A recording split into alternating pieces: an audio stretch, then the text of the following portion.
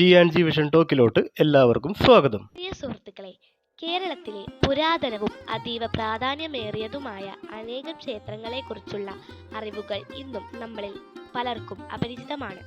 അത്തരം ദൈവിക ഇടങ്ങളിലെ ചരിത്രവും ഐതിഹ്യങ്ങളും വിശ്വാസങ്ങളും ലളിതമായി നിങ്ങളിലേക്ക് എത്തിക്കാനുള്ള ഒരു എളിയ ശ്രമമാണ് ഈ വീഡിയോ.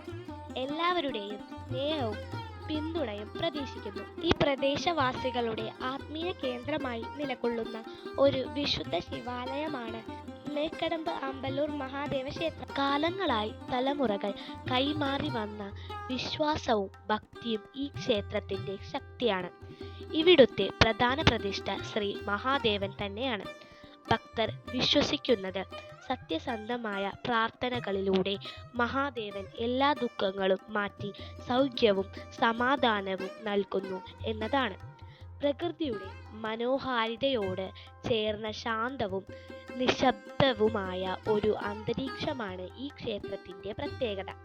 നിത്യവും ക്ഷേത്രത്തിൽ എത്തുന്ന ഭക്തരുടെ മുഖങ്ങളിൽ ശാന്തിയും വിശ്വാസവും വ്യക്തമായി കാണാൻ സാധിക്കും. മേക്കടമ്പ് ക്ഷേത്രത്തിൽ നിത്യമായി നടത്തപ്പെടുന്ന പ്രധാന പൂജകൾ: ധാര, രുദ്രാഭിഷേകം, ഉദയാസ്തമന പൂജ, പ്രദോഷ പൂജ.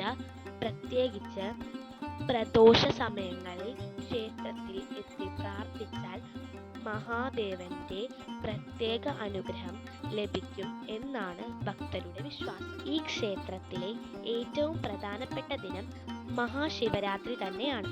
ശിവരാത്രി ദിനത്തിൽ പ്രത്യേക അഭിഷേകങ്ങൾ, നിരന്തര പൂജകൾ, രാത്രി മുഴുവൻ നീളുന്ന ആരാധനകൾ എന്നിവ വലിയ ഭക്തി സാന്ദ്രതയോടെ നടത്തപ്പെടുന്നു.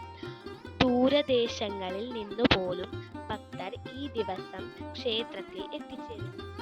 എറണാകുളം ജില്ലയിലെ മൂവാറ്റുപുഴയ്ക്ക് സമീപമുള്ള മേക്കടമ്പ് പ്രദേശത്താണ് ഈ മഹാദേവ ക്ഷേത്രം സ്ഥിതി ചെയ്യുന്നത്. കൊച്ചി മൂവാറ്റുപുഴ കോതമംഗലം ഭാഗങ്ങളിൽ നിന്ന് റോഡ് മാർഗം എളുപ്പത്തിൽ എത്തിച്ചേരാൻ കഴിയും.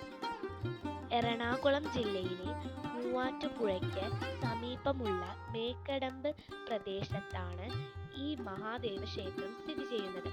കൊച്ചി മൂവാറ്റുപുഴ കോതമംഗലം ഭാഗങ്ങളിൽ നിന്ന് റോഡ് മാർഗം എളുപ്പത്തിൽ എത്തിച്ചേരാൻ കഴിയും.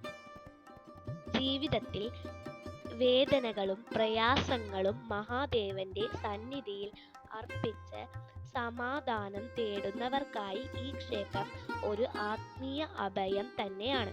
നിങ്ങൾക്ക് ഒരിക്കൽ എങ്കിലും മേക്കടമ്പ് ആമ്പല്ലൂർ മഹാദേവ ക്ഷേത്രത്തിൽ വന്ന് പ്രാർത്ഥിക്കാനുള്ള ഭാഗ്യം ലഭിക്കട്ടെ. ഹര ഹര മഹാദേവ.